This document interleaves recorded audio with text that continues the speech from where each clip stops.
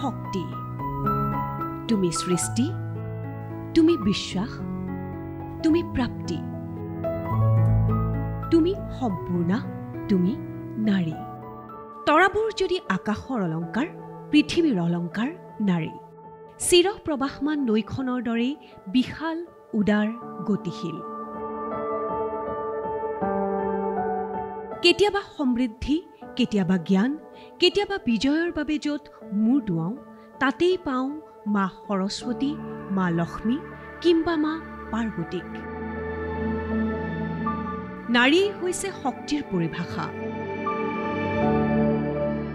মহাকাশৰ পৰা এভাৰেষ্টৰ উচ্চতালৈ,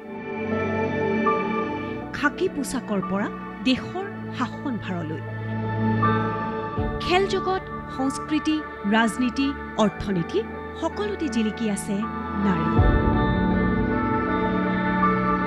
সমগ্ৰ বিশ্বতে ৮ মাৰ্চৰ দিনটো নাৰী দিৱস হিচাপে উদযাপন কৰা হয়। আৰু এই বৰ্ষৰ নাৰী দিৱসৰ থিম হ'ল for all women and girls rights, equality and empowerment.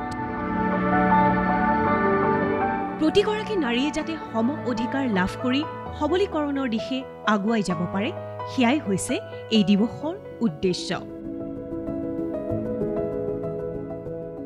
নাৰী দিৱস উদযাপনৰ লগত জড়িত হৈ আছে নাৰী শ্ৰমিকৰ অধিকাৰ লাভৰ সংগ্ৰাম। নাৰীৰ সম অধিকাৰ আৰু সন্মান সম্পৰ্কে সজাগতা সৃষ্টিৰ উদ্দেশ্যে 1975 চনৰ ৮ মাৰ্চৰ পৰা ৰাষ্ট্ৰসংঘই নাৰী দিৱস উদযাপন কৰি আহিছে।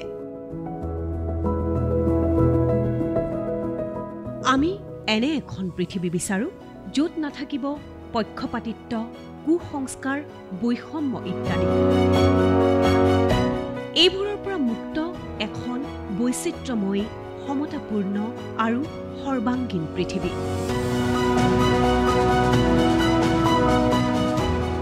য'ত প্ৰতিটো দিনেই এগৰাকী নাৰীয়ে উদযাপন কৰিব।